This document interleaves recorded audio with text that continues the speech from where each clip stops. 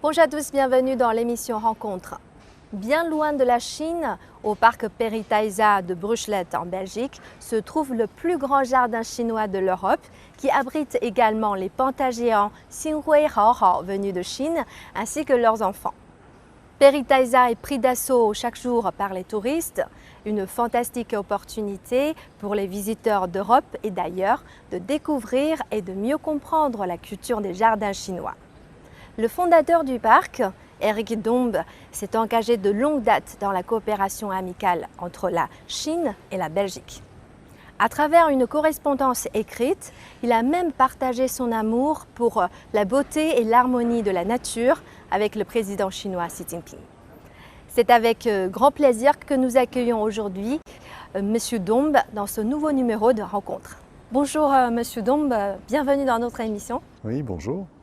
Et dans une précédente interview, vous avez expliqué que c'était l'influence de votre famille et de votre enfance qui vous avait amené à développer un fort intérêt pour la culture chinoise. Pouvez-vous nous en dire plus? Oui, en fait, peut-être que je suis un enfant qui a refusé de grandir. Je pense que les émotions que vous avez durant votre enfance sont très importantes. J'étais un petit garçon très timide. Et donc j'étais tout le temps dans ma chambre avec des livres. Et ma mère était passionnée par votre pays. Elle adorait la Chine à tout point de vue, la littérature, la poésie, la peinture, les arts d'une manière générale. Et donc, si vous voulez, j'ai baigné là-dedans tout petit.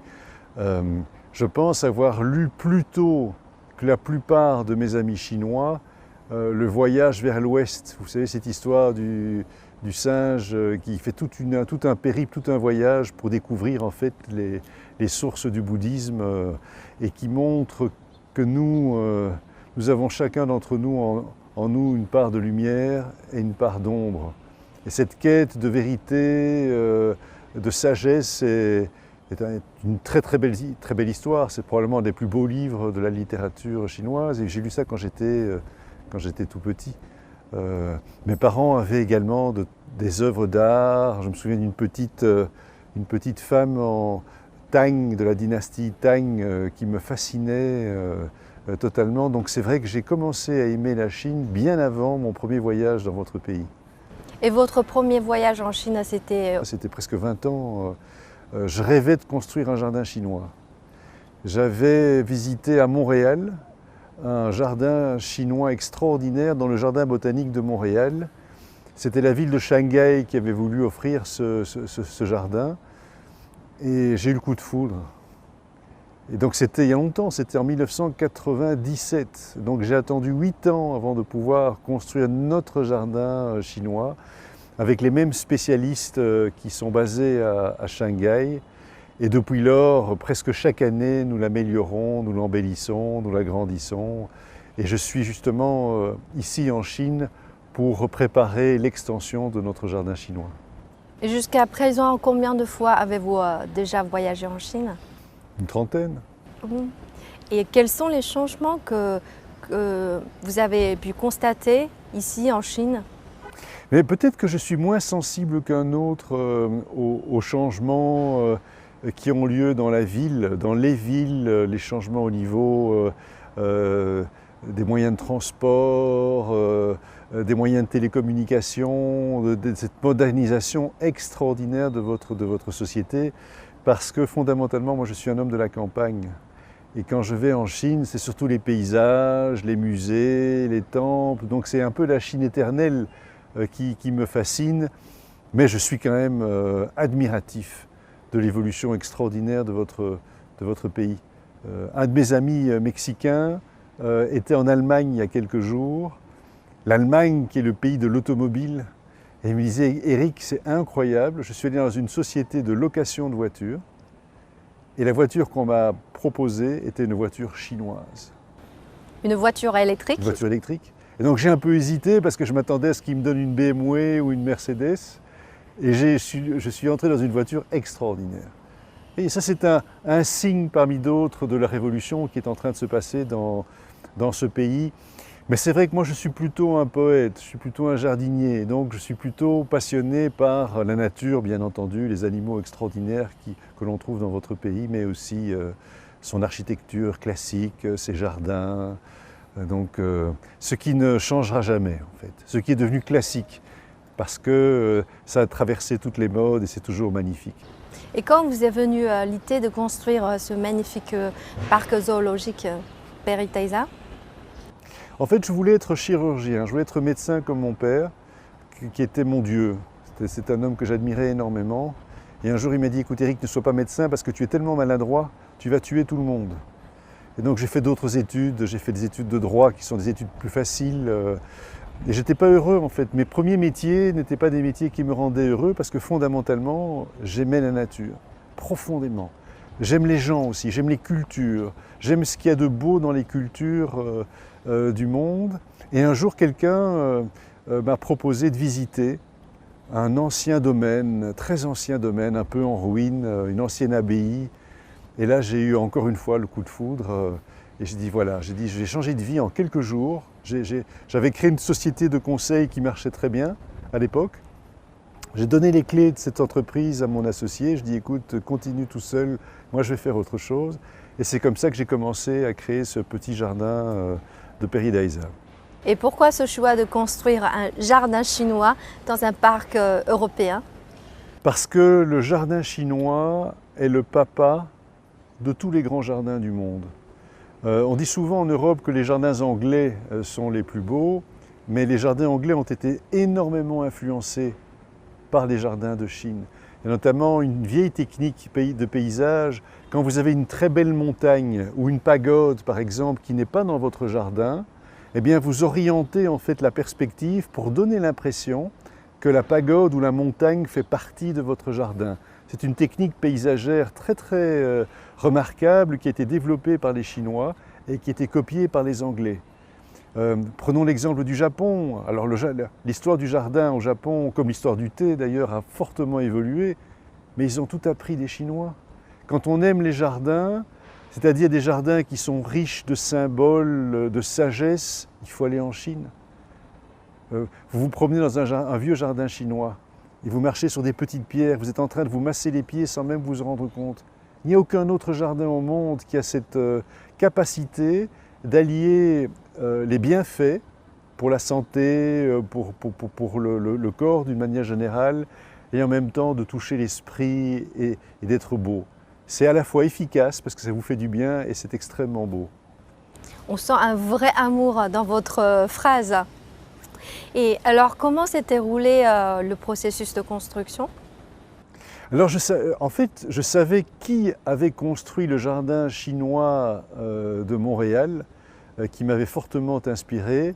Et donc, je les ai contactés avec la recommandation de la conservatrice du jardin botanique de Montréal en disant, écoutez, voilà, nous, on n'est pas des Canadiens, on est des tout petits Belges, mais on aimerait vraiment pouvoir construire un jardin avec vous. Et c'est comme ça qu'en 2005, nos premiers amis chinois sont arrivés pour construire la première partie du jardin. Et les matériels, la technique, tout ça vient de Chine? Bien sûr. C'est authentique? Tout à fait authentique. D'une authenticité qui est presque inimaginable. Et je pense que, en fait, on est devenus très amis très vite parce qu'ils ont compris qu'ils avaient en face d'eux quelqu'un qui aimait la Chine vraiment du fond du cœur et qui aimait la culture chinoise. J'ai beaucoup lu sur l'histoire des jardins. Je leur ai même rappelé une chose que j'avais lue dans un vieux bouquin, dans un vieux livre, que dans un vrai jardin chinois classique, vous ne pouvez pas avoir de gazon. Il ne peut pas y avoir de pelouse, parce que la pelouse évoque les envahisseurs du Nord. C'est pour ça que le premier empereur a fait construire la muraille de Chine, c'est pour empêcher les envahisseurs du Nord. Ça a toujours été une grande angoisse du peuple des Han, c'est ceux qui venaient du Nord. Et donc dans les vieux jardins, en principe, il n'y avait pas de pelouse, pas d'herbe, parce que ça évoquait des moments un peu compliqués de votre histoire. C'est vous dire à quel point j'attache de l'importance à la vérité et à l'authenticité. Les pierres, il y a toujours des rocailles dans un jardin chinois, viennent d'un célèbre lac, le lac Taihu.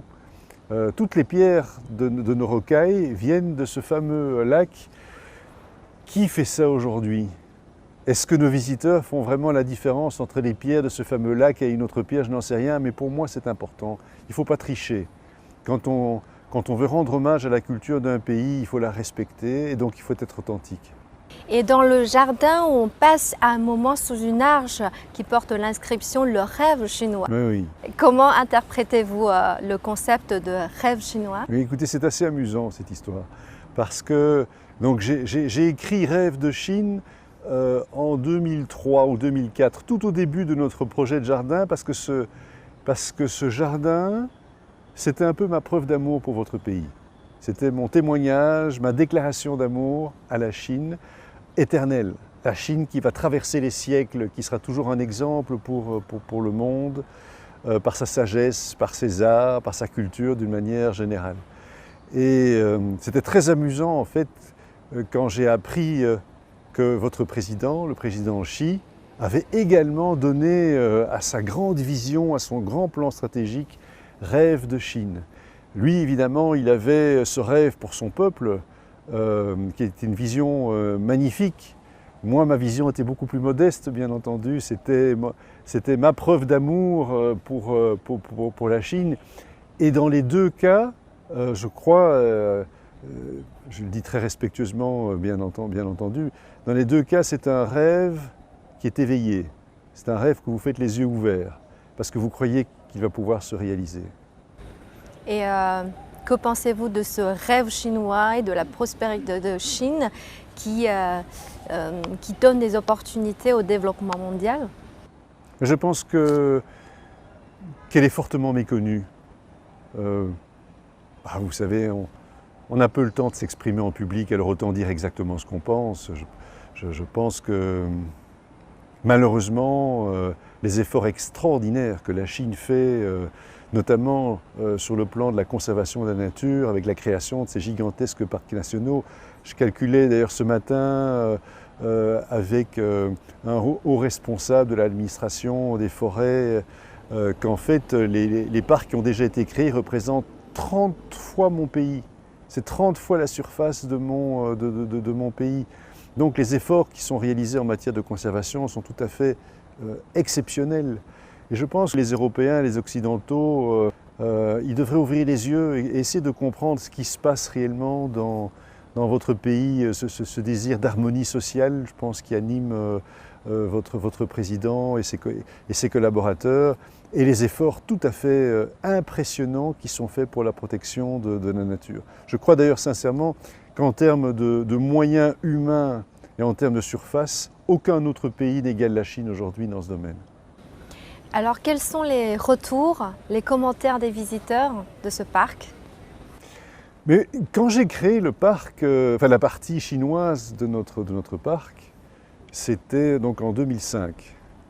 Et à l'époque, il n'y avait pas de pandas. Il y avait très peu d'animaux. Et ce jardin est devenu l'endroit préféré de mes visiteurs. Donc vous imaginez que quand les pandas sont arrivés, il a encore été plus aimé, bien entendu. Mais dès le départ, les gens se sentaient bien, en fait, à l'intérieur de ce jardin. Et je pense que la beauté, elle va sauver le monde. La beauté va réunir toutes les femmes et les hommes d'opinions différentes. Il faut promouvoir la beauté. C'est le rôle d'un jardin comme le nôtre. Et donc, je pense qu'en allant plus loin que ce qu'on a fait jusqu'à présent et en faisant mieux connaître les beautés naturelles et culturelles de la Chine, nous allons rapprocher les peuples les uns des autres. D'après vous, c'est plutôt le jardin ou les pandas qui ont amené les visiteurs? Je pense que c'est les deux. Je pense que le jardin chinois et les pandas ont probablement eu plus de succès que les pandas partout ailleurs dans le monde en dehors de la Chine. Parce que les pandas sont arrivés dans un écrin de beauté qui exprime en fait la Chine dans ce qu'elle a de merveilleux. Je pense que c'est vraiment l'association des deux. Vous savez, nous avons parfois des visiteurs qui se promènent dans le jardin chinois et qui ne vont même plus voir les pandas. Ils les ont vus, ils les adorent, ils les connaissent par cœur, ils sont capables de les distinguer, ce qui est très très difficile. Je trouve qu'ils se ressemblent très fort. Eh bien, nous avons nos visiteurs, ils savent pertinemment faire la différence entre nos 5 pandas, mais ils sont dans un ensemble qui évoque les trésors de la Chine. Et donc, ce n'est pas l'un ou l'autre, c'est l'un et l'autre. C'est 1 plus 1 égale 3. Et c'est en 2014, lorsque le président chinois Xi Jinping effectuait une visite d'État en Belgique, il a inauguré avec le roi Philippe le territoire des pandas géants. Pouvez-vous nous raconter un peu cette rencontre entre le parc Peritaisa et les pandas géants Xinghui et Haohao? Oui, c'était vraiment un moment extraordinaire. Ça a commencé quelques semaines avant l'arrivée du président chinois, le 23 février 2014, quand nos deux pandas sont arrivés. Il y avait un monde fou dans le parc pour voir les camions arriver, et ils ne pouvaient pas voir les pandas. Et ils le savaient, et ça ne les dérangeait pas. Donc vous vous rendez compte, ils se sont rassemblés par milliers pour voir deux camions arriver dans notre parc. Et donc les pandas ont été visibles beaucoup plus tard, plusieurs semaines plus tard. Et le jour de la visite présidentielle était un très beau moment. Très beau moment. On a un peu débordé sur l'horaire, ça devait durer moins longtemps, mais on a passé beaucoup de temps dans le jardin. Votre président a rappelé très concrètement qu'il était un très bon jardinier, puisqu'en fait il a planté un arbre qui est de plus en plus beau, qui est ce magnolia dont je me suis permis de lui envoyer quelques photos en pleine fleur il y a maintenant quelques semaines. Et donc c'était un moment dont j'avais un peu peur, pour tout vous dire, parce que recevoir un grand chef d'État, c'est quand même un moment très important. Et en fait, il faisait très beau ce jour-là, il y avait une très bonne atmosphère, une très bonne ambiance. Et donc, j'ai retenu plus de chaleur, de sourire que de protocole ou de choses sérieuses. Et finalement, on a fait des choses assez agréables. On s'est promené dans un jardin, on a dit bonjour à Haohao et Xinghui. Et puis, le président Xi a planté cet arbre. Il a écrit un très beau souhait sur un ruban de soie pour souhaiter que notre amitié et que notre respect puisse se renforcer toujours, ce qui est finalement le plus beau message que l'on puisse adresser à quelqu'un. Puis j'ai eu le bonheur de pouvoir l'inviter dans un bâtiment chinois tout à fait classique, qui est un restaurant, où nous avons bu un thé de la province de Fujian, où il a exercé de très hautes fonctions aussi. Et une fois arrivés en Belgique, les pandas géants se sont-ils habitués à la nourriture locale ou alors ont-ils conservé leur estomac chinois? C'est une excellente question. La même espèce de bambou n'a pas le même goût si elle est cultivée en Belgique ou ailleurs. Et donc il y a eu quand même quelques jours d'adaptation, mais depuis lors, ils adorent le bambou que nous cultivons dans notre parc. Mais nous avons également des terrains en France pour assurer qu'il n'ait jamais à manquer de pousses fraîches de bambou tout au long de l'année. Cette année, vous avez écrit une lettre au président Xi Jinping. Qu'est-ce qui vous a poussé à écrire cette lettre? En fait, c'est un déjeuner chez l'ambassadeur de Chine, qui est un homme que j'aime beaucoup. Et on abordait évidemment tous les sujets. Et à un moment, je rappelais en fait le bonheur que j'ai de passer, de voir cet arbre qui était justement en fleurs au moment où nous déjeunions ensemble. Et puis on s'est dit, tiens, mais ce serait peut-être bien, je dirais, de lui envoyer un petit mot. J'ai dit, mais oui, c'est génial. J'ai justement des photos du magnolia, je vais les lui envoyer et lui dire ce que je pense, finalement. Et donc, ce qui m'a surpris, et ce qui me surprend encore aujourd'hui, c'est que peut-être 9 jours plus tard, donc quelques jours plus tard, c'est très rapide. Il m'a répondu, j'ai reçu un coup de téléphone de mon ami l'ambassadeur Chao Zhongming qui dit j'ai quelque chose d'important à vous dire. Et je pensais que c'était suite à un message que je lui avais envoyé. Il dit, non, c'est beaucoup plus important. C'était la lettre qu'il avait reçue pour moi du président Xi. En plus d'être surpris, quelle a été votre réaction de recevoir cette lettre de réponse? Vous savez, quand on développe un projet comme celui-là, on a de l'enthousiasme, parfois on a des moments de découragement, parfois même de lassitude, parce que la vie de tous les jours, toutes les décisions que vous devez prendre tous les jours pour embellir un parc d'année en année finissent par vous user un petit peu. Je n'ai pas rajeuni depuis 2005. Je dirais que cette lettre m'a vraiment boosté. Elle m'a fait un bien fou parce que j'ai ressenti que ce moment qu'on avait vécu ensemble le 30 mars 2014, il s'en était très bien souvenu. Et j'ai pris à la lettre ces encouragements à renforcer l'amitié entre nos peuples.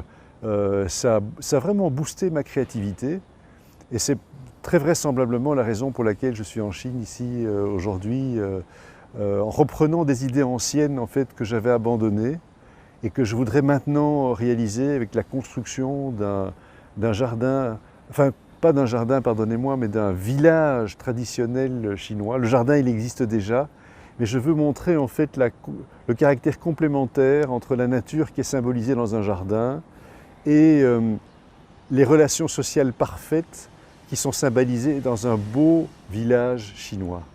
Et donc cette réponse a eu un effet très important puisque nous sommes en train de mettre sur pied un projet qui, je crois, va pouvoir renforcer les liens entre les Belges et les Chinois. Pouvez-vous partager avec nous quelques messages qui vous ont marqué dans sa lettre de réponse? Mais d'abord, bien sûr, ce qui me touchait le plus, c'est qu'il se souvenait très bien de sa visite avec la première dame et qu'il était content de voir que l'arbre qu'il avait planté était en pleine forme et en pleine fleur. C'était aussi de rappeler les efforts que votre pays fait en matière de développement durable et en matière de conservation de la nature avec le développement de ces parcs nationaux. Moi, je suis convaincu que les premières villes tout à fait écologiques au monde, c'est en Chine qu'ils vont se construire. C'est pour moi quelque chose d'évident. Vous savez, il y a des gens qui parlent, qui discutent et qui ne font rien. Et puis il y en a d'autres qui ont un plan, qui ont une vision et qui ne s'arrêtent jamais d'avancer. Et c'est ce que j'ai ressenti en fait dans l'élargissement du thème de la réponse qu'il a apportée à mon courrier lorsqu'il insiste sur les efforts que la Chine fait actuellement en matière de protection de l'environnement, de développement durable, de vrai développement durable, c'est-à-dire un développement où, quelque part, l'intérêt du peuple, les aspirations du peuple sont mises en harmonie avec les aspirations de la nature. Ce qui est un discours qui est très moderne. Vous savez, aujourd'hui, les Occidentaux, on a l'impression qu'ils n'aiment plus l'homme, qu'ils ne croient plus en lui, qui dit non, il faut que l'homme, presque qu'il disparaisse, il faut juste essayer de protéger la nature. On n'arrivera jamais à agir de cette façon-là. Je veux dire, on ne peut pas nier l'homme, il faut continuer à croire en lui. Et la recherche de cette harmonie entre les peuples et leur rapport à la nature qui pourrait devenir un rapport beaucoup plus respectueux, beaucoup plus harmonieux, comme les anglo-saxons disent win-win, ça c'est le message de l'avenir. Gagnant-gagnant. Absolument. Vous avez beaucoup lu sur la Chine. Ici, je voudrais citer quelques dictons chinois et je voudrais savoir quelle lecture faites-vous. Par exemple, un dicton Qiu Tong Cun Yi qui veut dire chercher un terrain d'entente tout en réservant les différences, et Mei Mei Yu Gong qui veut dire l'harmonie entre les diverses civilisations. Ça, c'est l'identité chinoise, c'est la perle chinoise, c'est le diamant chinois, c'est le désir d'atteindre l'équilibre harmonieux, c'est-à-dire un équilibre supérieur, pas un équilibre inférieur, en arrivant à mettre en équilibre juste des forces qui sont contraires, les intérêts égoïstes, les besoins des autres avec les aspirations qui sont personnelles. C'est un équilibre qui n'est jamais atteint et qui implique un travail permanent de recherche, d'harmonie entre des intérêts qui peuvent être contradictoires. Et ça, pour moi, ça symbolise l'originalité absolue de la pensée chinoise depuis très longtemps. Que pensez-vous des réalisations de la Chine dans le domaine de la protection de la biodiversité ces dernières années? Mais écoutez, ils sont évidemment très impressionnants. Ils sont impressionnants par le nombre de kilomètres carrés. Plus d'1 million de kilomètres carrés, c'est absolument gigantesque comme territoire. Les moyens humains qui sont affectés à la mise en œuvre de ces parcs nationaux et le désir de rencontrer les difficultés que cela présente. Vous avez des populations qui vivent sur place ou à proximité. Et donc de nouveau, si vous voulez, la vérité, c'est la recherche de l'harmonie. Donc c'est la voie difficile qui a été choisie, de protéger des territoires aussi gigantesques. Et je crois que c'est une preuve de la sincérité, en fait, de la vision de votre peuple. Le monde ne voit pas cela. Vous le faites par respect pour la vie autour de vous, parce que vous avez vraiment envie de trouver cette place équilibrée entre les humains et les animaux, les plantes, etc. Et donc, ça vaut le plus convaincant des discours, c'est quand même la réalité qui est celle qui est en place aujourd'hui. Et comme je le disais, il n'y a aucun autre pays qui a aujourd'hui une ambition aussi colossale en matière de protection des territoires naturels. D'après vous, comment faut-il organiser la coopération internationale en matière de protection de biodiversité? Mais déjà, je pense que chacun sur son territoire doit faire les efforts nécessaires. Alors bien sûr, échanger les expériences, accueillir les grandes conventions comme celle de Ramsar qui a eu lieu en Chine. La coopération, la collaboration et l'amitié. On a l'impression que l'amitié, c'est quelque chose qui devrait rester dans la sphère privée. En fait, l'amitié, elle ouvre toutes les portes. Elle crée de l'enthousiasme, elle maintient la curiosité des uns par rapport aux autres. Il y a des personnes formidables aux quatre coins du monde qui dédient leur vie à la protection de la nature. Il y a des idées nouvelles qui sont développées. Jusqu'où va l'intervention, par exemple, sur un territoire naturel? Faut-il intervenir? Et c'est oui, de quelle manière? Un certain nombre d'idées reçues, d'idées anciennes, peuvent être remises en cause aujourd'hui par le partage des connaissances. Et ce que j'espère, franchement, c'est que les agendas politiques des nations vont laisser, comme les Jeux Olympiques par exemple, une place libre, ouverte, confiante, spontanée, enthousiaste pour le développement de la science, du vivant et la protection de la nature. Vous avez parlé du magnolia que le président Xi et le roi Philippe avaient planté en 2014. C'est d'ailleurs sous ce magnolia que vous avez ouvert récemment sa lettre de réponse. Comment envisagez-vous l'avenir des relations entre la Chine et la Belgique? Écoutez, c'est très simple. Nous allons continuer à arroser l'amitié en prenant soin de cet arbre. C'est une façon de parler, bien entendu. Les actes sont ce qui est important. Parce qu'il ne faut pas vivre dans un monde déconnecté de la réalité où seuls les mots flottent dans l'espace. Je crois que je suis convaincu que l'amitié et le goût de la beauté d'une manière générale, la beauté, la bonté, les qualités humaines qui sont à la portée de tout le monde. Je ne suis pas quelqu'un de très intelligent, donc j'ai trouvé, si vous voulez, la solution à mes problèmes, c'est que je me suis entouré de gens beaucoup plus malins que moi pour atteindre tous les objectifs que je me suis donnés. Mais l'amitié, par contre, la gentillesse, le respect d'autrui, c'était un des souhaits du président Xi, c'est à la portée de tout le monde. Et donc moi, si vous voulez, je pense qu'à mon tout petit niveau, le rôle que j'ai à mener, c'est de mettre en œuvre le cadre de beauté qu'est ce jardin et demain ce village pour renforcer l'amitié. Parce que je crois que c'est la mère de tout. Vous savez, connaître, bien entendu, c'est une étape qui est importante. Malheureusement, l'ignorance, et nous vivons une grande époque d'ignorance entre les peuples, l'ignorance est la mère de tous les vices. C'est la mère des hostilités, c'est la mère de l'incompréhension, c'est la mère des préjugés. Je pense qu'il faut, notre rôle, en tout cas à PERIDESA, c'est de combattre cette ignorance et de faire découvrir le peuple chinois dans toutes ses facettes, parce que, je le dis vraiment très spontanément, et je le redis souvent, connaître la Chine, c'est l'aimer. Je vous remercie, Monsieur Dombe, d'avoir partagé avec nous votre amour pour la nature et c'est pour moi une très belle rencontre en pleine nature. Je vous remercie infiniment.